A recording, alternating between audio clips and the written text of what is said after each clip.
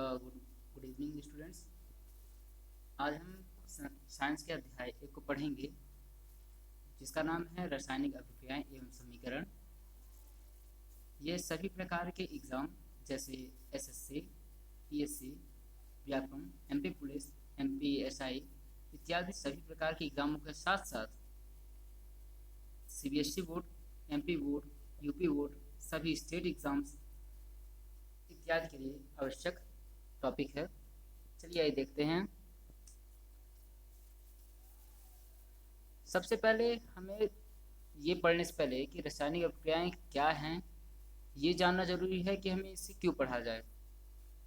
तो हमारा सबसे पहला प्रश्न ये है, क्या जन सामान्य में रासायनिक अभिक्रियाओं का कोई रोल है या नहीं?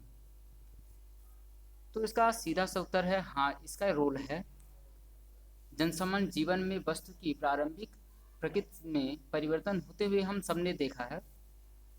यह रासायनिक परिवर्तन के कारण ही होता है, जो कि रासायनिक अभिक्रिया से संबंधित है। जैसे हम सब ने लोहे में जंग लगना देखा है, अंगूर के किण्वन को देखा है और इत्यादि प्रकार की क्रिया हमने देखी है। दूसरी बात, हम कैसे पहचानेंगे कि रासायनिक अभिक्रिया हुई है? इसके कुछ नियम हैं, कुछ संकेत हैं। प्रारंभिक संकेत इस प्रकार हैं। पहला, प्रारंभिक अवस्था में परिवर्तन। दूसरा, रंग में परिवर्तन। तीसरा, गैस का निकास या उत्सर्जन। चौथा, तापमान में परिवर्तन। और पांचवां, उपरोक्त पश्चात नवीन उत्पाद का निर्माण होता है। चलिए देख लेते हैं कि रासायनिक अभिक्रिया या रासायनिक समीकरण किसे कहते हैं। रासायनिक समीकरण रासायनिक अभिक्रिया को निरूपित करते हैं, जैसे क्या रासायनिक अभिक्रिया हुई है, क्या उत्पाद है आदि, जिसमें शामिल तत्वों के रासायनिक सूत्रों का प्रयोग होता है। उदाहरण के लिए यदि हम देखें तो मैग्नीशियम प्लस ऑक्सीजन का जब रिएक्शन होता है तो उससे क्या बनेगा? मैग्नीशियम ऑक्साइड बनता है, जिसका समीकरण आपको नीचे दिया हुआ है। Mg+O2 = MgO। ठीक ना? आइए देख लेते हैं आगे हम लोग देख लेते हैं रासायनिक अभिक्रियाओं के प्रकार के बारे में। इसे हमने दो प्रकार, एक विशेष प्रकार में बांटा हुआ है। विशेष प्रकार ये है कि परस्पर विरोधी अभिक्रियाएं हैं में बांटा है हमने। सबसे पहली अभिक्रिया है संयोजन अभिक्रिया। अब संयोजन अभिक्रिया क्या होती है? जब दो या दो से अधिक तत्व, यौगिक या पदार्थ से एकल उत्पाद का निर्माण होता है तो ऐसी अभिक्रिया को हम संयोजन अभिक्रिया कहते हैं। अब इसकी विपरीत अभिक्रिया कौन सी होगी? इसकी विपरीत अभिक्रिया होती है वियोजन अभिक्रिया। वियोजन अभिक्रिया में क्या होता है? जब एकल तत्व, यौगिक या पदार्थ वियोजित होकर दो या दो से अधिक उत्पाद का निर्माण करते हैं, वहां वियोजन अभिक्रिया होती है।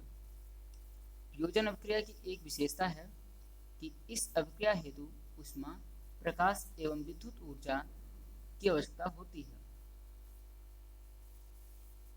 आइए देख लेते हैं ऊष्माक्षेपी अभिक्रिया। ऊष्माक्षेपी रासायनिक अभिक्रिया क्या है? जिस रासायनिक अभिक्रिया में उत्पाद के साथ ऊर्जा का उत्सर्जन होता है, अर्थात जिस रासायनिक अभिक्रिया में उत्पाद के साथ ऊष्मा निकलती है, उसे हमें क्या कहेंगे? ऊष्माक्षेपी अभिक्रिया कहेंगे। और ऊष्माशोषी अभिक्रिया क्या होती है? जो उसके जस्ट अपोजिट होती है, वो कौन सी है?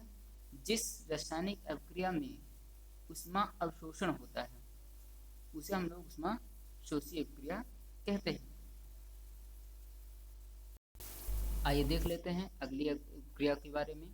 अगली अभिक्रिया है अपचयन अभिक्रिया। किसी रासायनिक अभिक्रिया में ऑक्सीजन का बढ़ना तथा हाइड्रोजन का घटना ही उपचयन अभिक्रिया कहलाता है। उपचयित होने पर तेल एवं वसा विकंदित हो जाते हैं। इसी से निपटने के लिए प्रतिऑक्सीकरण या तो ऑक्सीजन के स्थान पे नाइट्रोजन जैसे कम सक्रिय गैस मिलाए जाते हैं। अच्छा, इसका प्रयोग सब सर्वाधिक मात्रा में चिप्स के पैकेटों इत्यादि जो आपके फूड पैकेट्स आते हैं उसमें खाने को बचाने के लिए इसी अभिक्रिया का प्रयोग किया जाता है। इसकी अपोजिट अभिक्रिया कौन सी है? तो इसकी अपोजिट अभिक्रिया है अपचयन अभिक्रिया। किसी रासायनिक अभिक्रिया में ऑक्सीजन की मात्रा का घटना तथा हाइड्रोजन का बढ़ना ही अपचयन अभिक्रिया कहलाता है।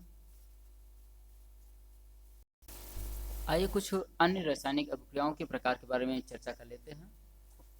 तो पहली अभिक्रिया है विस्थापन अभिक्रिया।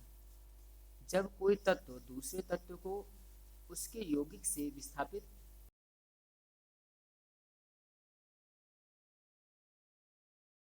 जिस अभिक्रिया में दो अलग अलग परमाणु या परमाणुओं के समूहों का आपस में आदान प्रदान होता है, वहां पे कौन सी होगी? द्विविस्थापन अभिक्रिया होगी। अवक्षेपण अभिक्रिया क्या है? अवक्षेपण अभिक्रिया जिस अभिक्रिया का उत्पाद जल में अविलय अपक्षय का निर्माण करता है, अवक्षेपण अभिक्रिया कहलाती है।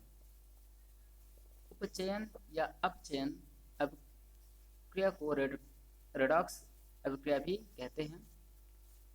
संक्षारण किसे कहते हैं? तो संक्षारण कहते हैं किसी धातु का अम्ल, आर्द्रता आदि के कारण उपचयित होना ही संक्षारण कहलाता है। उदाहरण के लिए लोहे में जंग का लगना, चांदी का काला पड़ना, तांबे के ऊपर हरी परत का पड़ना इत्यादि संक्षारण के उदाहरण हैं।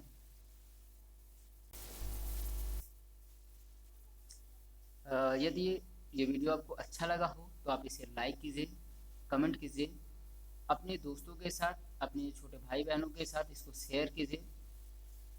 और इसी प्रकार की वीडियोस को देखने के लिए, आगामी हमारी क्लासेस को देखने और सुनने के लिए आप इसे सब्सक्राइब जरूर कीजिए। धन्यवाद।